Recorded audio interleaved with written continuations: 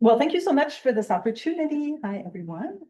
Um, yeah, I'm really, really happy to be here. Last day of the Quest Grand Forum. To talk about something that I've been working on for the last 4 years. I have a 4-year-old and been trying really hard to raise him as a multilingual kid, just as I was fortunate to grow up as well.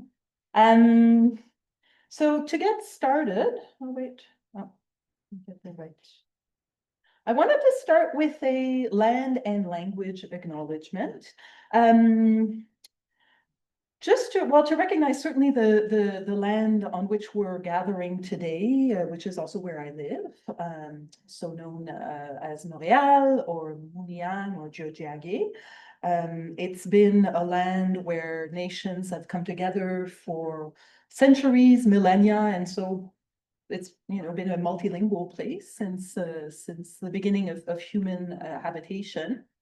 And I want to just thank and recognize the keepers, the current keepers of the lands and waters, who are the Ganyen-Gehaga Nation. And I'm very privileged to be able to work here and to raise my child on these lands. I think when talking about language too, it's really important to, that's why I'm framing it as a language acknowledgement as well, because I'm fortunate to live in this multilingual place, to be raising my child in 2 languages that are officially recognized and supported, which is not the case for many of Canada's Indigenous peoples, who, for a long time, there was, an active repression of Indigenous languages and culture. So I recognize the privilege that I have. And I think it's also really important to support and recognize all the amazing work that's being done also by Indigenous language keepers, learners, teachers, researchers, who are working really hard to preserve their languages, in some cases to bring back languages that have disappeared. I was really, really fortunate to attend the first conference that was organized by the Office of the Commissioner of Indigenous Languages. I was in Ottawa over the summer, and it was just amazing to hear of these initiatives that are happening all across Canada, to teach and to capture and to be able to continue sharing all of these languages. And this is a picture that I took at the conference, of Lorna Wanutsta Williams, who is an amazing researcher and language keeper out of BC. I have a list of resources at the end of the presentation, and I have a QR code if you want to access it. And one of them is a presentation that she not that one, but another presentation, and she's just so wonderfully inspiring and very eloquent about the plight and all the efforts that are being done to preserve Indigenous languages. So what does that look like in practice? I think it's also, important for us to consider Indigenous languages when we're thinking about language preservation, to try to educate ourselves, and to, maybe learn an Indigenous language. I have been fortunate to take classes at Native Montreal, to try to learn Anishinaabe-Moan, which was a really helpful way to, it's also really amazing to learn a language that comes from these lands. And you learn so much about the land and the seasons and so on. So that's one way, and also just kind of trying to, learn about the history, but also all the wonderful work that's still being done to preserve these Indigenous languages. Thinking of even an immersion program that's been set up in partnership with the SFU, and they've gone from having 5, so these young people come and spend years living together in a house, learning their language, and the language has gone from having 5 fluent native speakers to now have, unfortunately, they've lost some of the elders, so there are not as many of these fluent speakers, but a lot of young people who are now learning the language through immersion. But when you're thinking of languages where there's 30 speakers left, or it's really a different frame of mind. So with that, I'm really fortunate that I get to raise. I grew up in Montreal. I grew up in a multilingual household, in a multilingual neighborhood. So I was really fortunate to become bilingual from an early age. I identify, if anything, as a bilingual person, and I've also learned other languages along the way. I'm always trying to learn new ones as well with the time I have. And I grew up in a family where my parents were really interested in language and celebrated language. So I think that also helped to shape my perspective and the view I have as I raise my own child. I also got to live so I left Montreal in my 20s and I got to live in Alberta and Ontario for 15 years. And that was really interesting from a linguistic perspective, but I also got exposed to all the Francophone linguistic minorities that exist across Canada, which I didn't know much about before leaving Quebec. And I got to learn the plight and all the amazing work that has been and continues to be done by Francophones outside of Quebec to be able to teach and preserve their language. And then coming back to Quebec, I guess 5 or 6 years ago, I'm much more sensitive to the realities of the Anglophone linguistic minority here in Quebec as well, and wanting to be more involved in this community as well.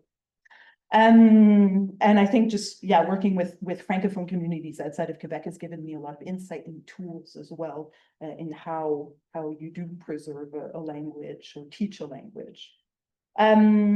This is work that I'm doing more out of kind of passion for language, and I do it, I guess, in my spare time. As a consultant, I work mostly with nonprofit organizations in the health and social services sector, doing evaluation work and so on. But I've worked a lot at the pan-Canadian level with a lot of organizations that work bilingually as well. So I have done a lot of work that's related to language, but this specifically, this work that I'm doing is more what I call hobby research. So I do it kind of for fun in my spare time and doing a lot of thinking about language.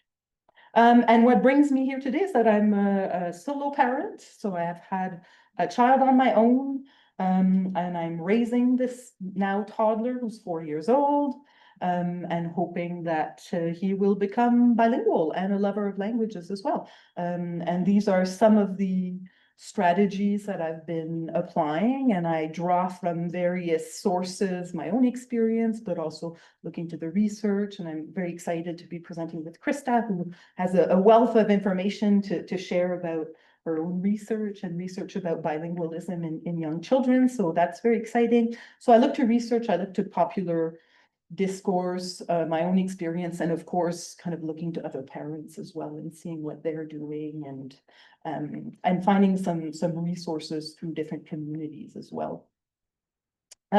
So I guess today I just want to share some of these thoughts, ideas, and questions that have emerged as I navigate parenting and teaching my child to use languages, and share some tangible strategies. It's really kind of practical, hopefully, this talk, based on all of these different sources that I draw from. And I decided to organize, I came up with 12 strategies when I was developing the abstract for this presentation. Others have emerged in the process, but I've stuck to 12, and they're organized around 4 categories that are parental mindset, childcare and education, socialization, and media consumption. And you'll see that they're, for now, very much oriented on the toddler phase, because that's where I'm at. But I know that as Luca grows, well, there's going to be new ideas and new strategies coming up as well.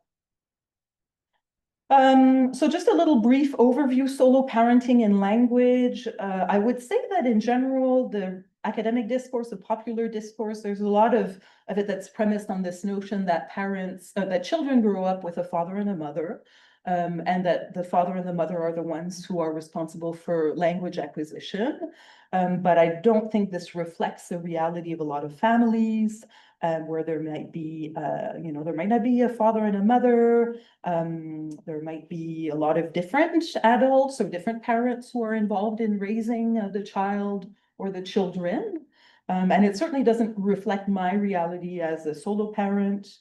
I'm someone who doesn't fit within this more heteronormative notion of the family, and also very Western-centric notion, because often in many cultures, and even here, like kids are raised by villages, right? And there's some really interesting work being done out of different countries that have a lot more communal approaches to raising children and seeing how kids are being exposed to 8 languages or more, right? In infancy.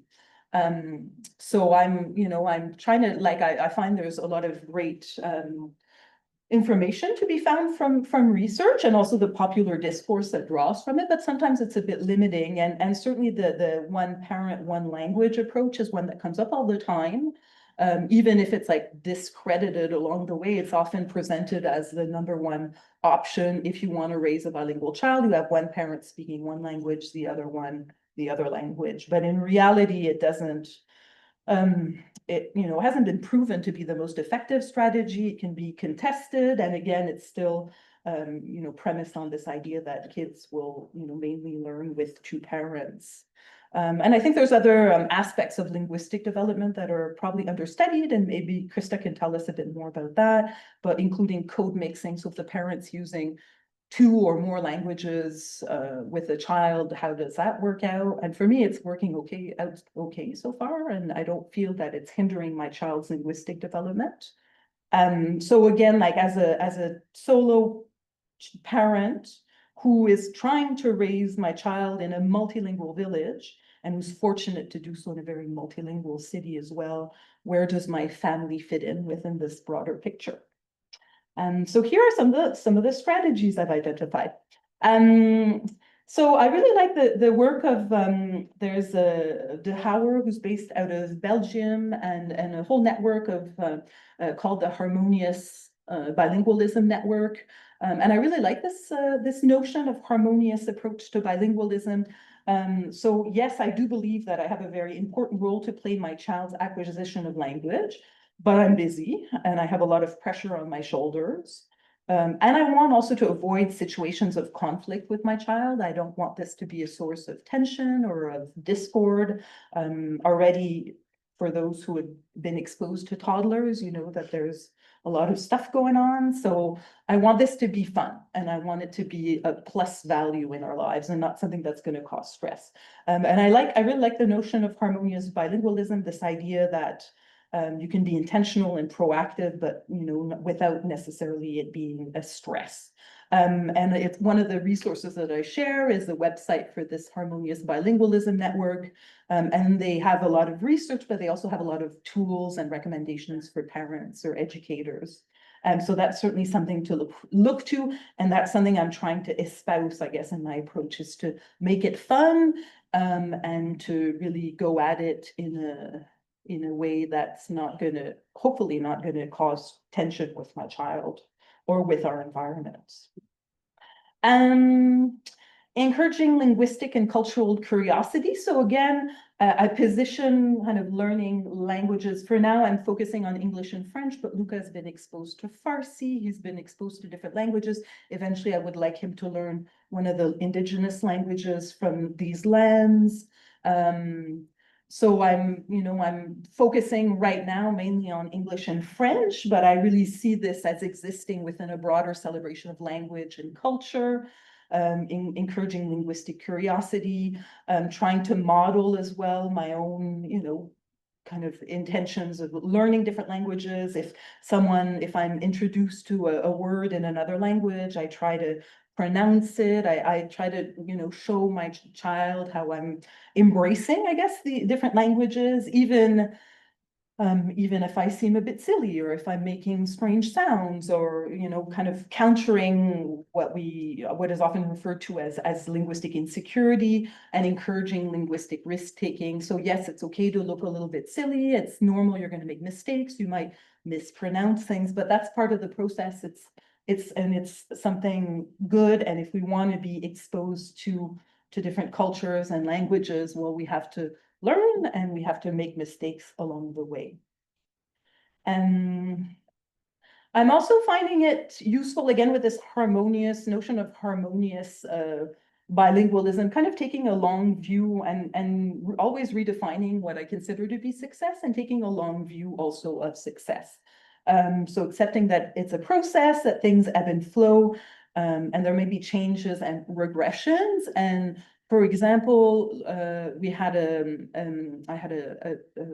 someone providing childcare for a long time who was very involved in Luca's life, who spoke English and Farsi, and really helped to develop his English skills. She's no longer working with us, but I mean, we're still on great terms, but we don't have as much proximity anymore. And that I've really seen a change, I guess, in his English, because I speak both languages. I would say it's more French dominant with my family as well. So I really have to work on the English part of things. And there's been maybe a regression, I guess, since we're no longer, so I see the importance of childcare, for example. But I'm trying not to worry about this too much, and he still understands a whole lot, and I'm just taking it as a sign that I need to be more proactive about exposing him to English and making sure he speaks in English as well. So again, it's kind of interesting to look to, what the research says and what are different options that exist. For myself, I think my trajectory also has been like I was fortunate to be exposed to both languages very early. But as my schooling progressed and as my life progressed, I've also had a chance to further develop my language skills and did all of my schooling in French, but then went to post-secondary in English, where I really refined my English writing skills. So I'm kind of trying to take the long view and tell myself, like, even if there are moments where I feel like there's we're kind of moving backwards or not, and we're, like it's the long view that I'm focusing on. And again, looking to the literature and looking to what's out there to inform my strategies. And right now when he speaks, I tend to repeat to him a lot, or I'll say something in French, I repeat it in English. That's what I'm focusing on, but I need to be more proactive about him speaking in English. So I'm gonna, I'm thinking maybe we'll do time and place approach. So maybe we'll, Tuesdays will be entirely in English, still working stuff out and figuring things out.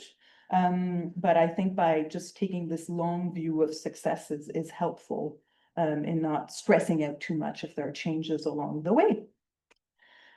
Childcare and education, you'll see there's not that much because my kid is still young, so has not entered the school system yet.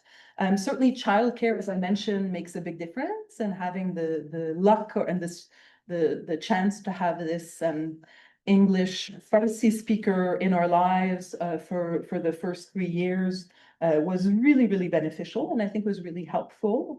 And again, I realize that that's a privilege that's not necessarily available to everyone or everywhere in Quebec, for instance.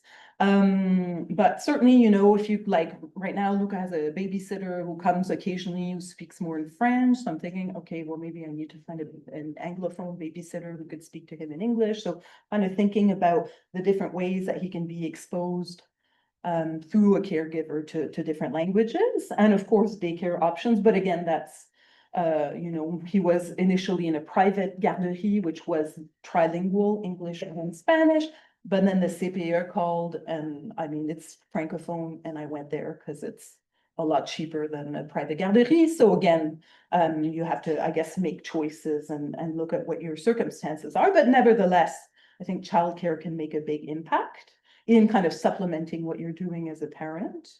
And schools, as you see, it's just a little footnote right now, or just a small point, because we're not there yet, but I'm thinking about it because he's going to be starting school in the fall. So I'm looking at the options of next year. And I learned that I don't have that many options, but, and it's not guaranteed that I would get into like the alternative school or whatever, but that I'm kind of looking at what the language situation is in the potential options, and kind of using that to inform my decision. And the public school where he's probably going to end up going is a French school. But in 6th grade, they have essentially English, I don't remember what it's called, but it's essentially English immersion. So I'm very excited about that. And I'm like, okay, great. That's going to be a good way for him to be exposed to more English than he would be just in a French school setting.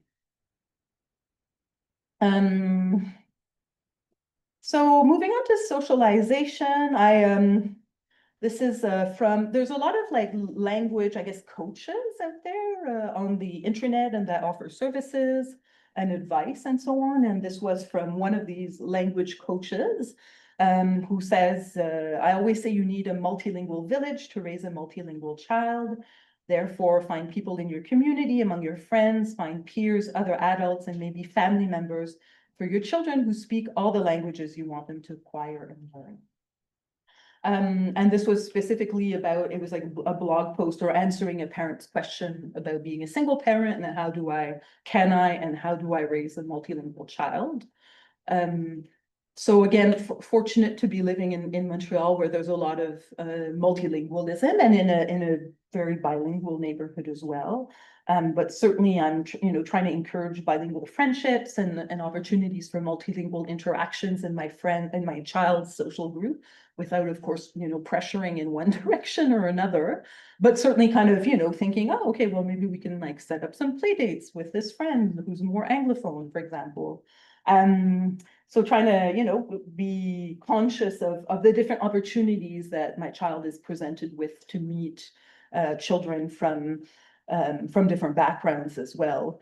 And maybe, we love to move around a lot. We go to different neighborhoods and stuff like that. So depending on which neighborhood you're in, which park you're in, you might be more exposed to one language than the other. So these are small ways to that can be helpful.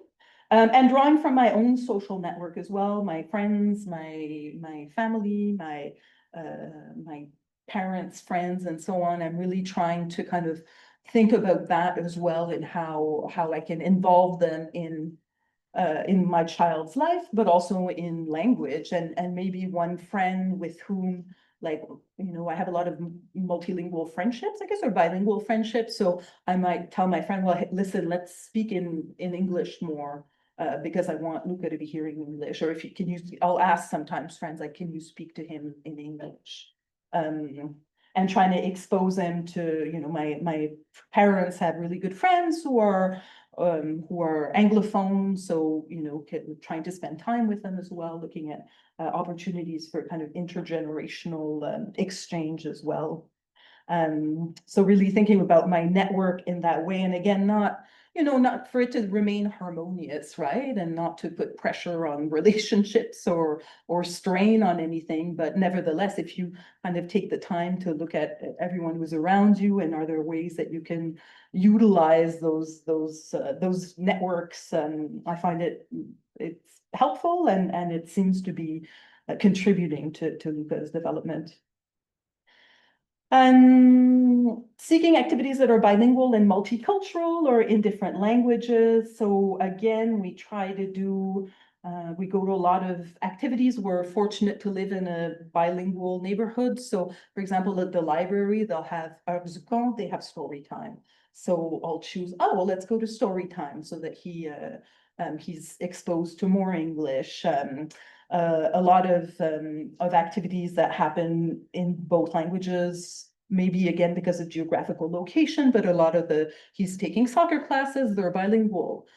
We've been to this bac avant dodo recently, and it was this really neat initiation, or to trying to expose young children to classical music, entirely bilingual. So those are like really nice opportunities, either to be in an English speaking event or in a bilingual event. And then trying to participate in community events as well in Montreal or outside. So going to like county fairs, the St. Patrick's Day parade as well, and making sure that Luca gets a chance to participate in the Anglophone communities in Quebec. PAL is a really great organization too. They do a lot of like multicultural, multilingual work in English, French, often Spanish, and they're really celebrating culture. They have a Dia de los Muertos events. So again, kind of looking at culture and language more broadly as well. And museums are museums tend to be bilingual, right? Whether you're in Quebec or elsewhere. So that's another great resource. And again, if there's a video that's in French or English, well, you can choose maybe the other language, right? Or the language that the child isn't exposed to as much. Travel destinations too. We're fortunate that we get to move around a lot, mostly in Quebec and in Canada as well. Like we haven't done huge amounts of international travel, a little bit, but But even within, you know, when I'm traveling, I've brought him to Calgary on a few occasions to go visit friends there that I have from when I was living there or in Ottawa. And those are great opportunities for us to be immersed in a more English-speaking context. But even when I'm, you know, visiting Calgary, I'll try to seek out the Francophone organizations and activities. We were in Quebec recently, and we looked for the English resources, and we went to visit Voices of English Quebec, and we went to the Anglican Cathedral. So like looking for opportunities to perfect, thank you, to be exposed to I guess the minority language, even in local travels. Media consumption, so screens. I have a minute left, so I won't go too much in depth, but you know, of course, like screen time is a complex matter when it comes to little ones, and it's something I utilize sometimes as a tool, as a solo parent. It can be really helpful, but I'm also looking at it from a language perspective. And again, you know, his interests ebb and flow and so on, but I'm seeing it as a way to supplement. It's not the only way he's going to acquire language, but as a way to expose him and to make sure he is getting some more English content, for example. I added these two images. These are, I don't know if you're familiar with Anana, but when I was living in Ontario, a lot of people were like, oh my God, I learned French with Anana. So he was through something that was done, Télé Français on TV Ontario, and he was teaching French to a lot of the Ontarian kids learned French with Anana. And Chez Hélène predates this, but it was a similar CBC, like Quebec-based program, but to teach French to Anglophone children. And my neighbor was exposed to French in that way with Chez Hélène and La Souris. So it does have an impact, right? I hear a lot of stories of people, oh my God, yeah, that's how I was exposed to that language in the first place. Power of music as well. So again, trying to be really conscious of, you know, listening to different musics in English, in French, in other languages as well. Looking at nursery rhymes as well. This is a French resource, but out of Doulala, which is like a network in Europe as well, celebrating multilingualism, looking at the different ways you can harness nursery rhymes for supporting language acquisition. And just trying to have, music in different languages, and hopefully he can maybe even learn an instrument at some point, and that will be supplement as well to his development. Because there are some links between learning an instrument, and learning music and learning language as well. Books. So books are really precious, and something that I turn to and use in my own personal life, but also with Luca. And so we've been reading since he was really young, and I'm kind of sharing the passion for reading and taking advantage of the fact that we have books in different languages in our libraries, or seeking out libraries as well, like the Centre Morin, for example, in Quebec City, which is just such a beautiful resource for English books. So I mentioned House Conte or story time. You know, if we have a birthday or something, celebration, I'll ask for books as presents, and I'll maybe say like, oh, can you get him books in English, for example? Seeking out bilingual books and books about bilingualism. I'll share a few resources at the end as well, but there's some websites where you can like generate bilingual books.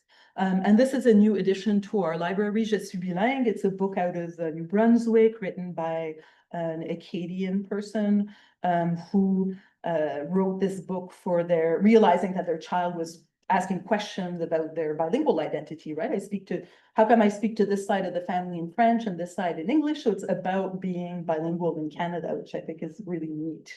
And we're also on the side trying to build a small library of Indigenous books, and books that are often in two languages, in an Indigenous language and English or French. And again, as a way of, you know, celebrating all of these languages that we're exposed to.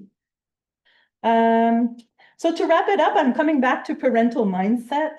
And really, I guess a key recommendation is just staying open, right? And seeing what's out there, seeking opportunities to learn, reading, listening, attending events, and really just staying as open as I can and finding tips, learning from other parents as well. So I'll often have these discussions, or I'll see what other parents are doing and really benefit from that.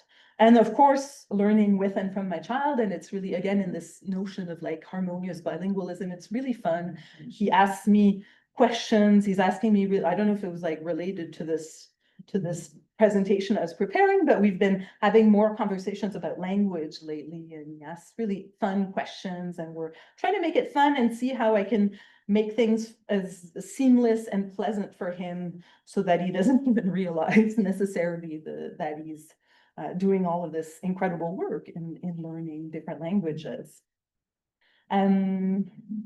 And these are just, yeah, some opportunities. So I'm always kind of looking at what's happening in the community and what I can attend to learn and expose myself and my child to different languages. And so these are the references and a list of resources as well. So if you want to access a copy of my presentation, you can, and you can access these resources and links. And I think that wraps it up for me. So thank you so much for this opportunity.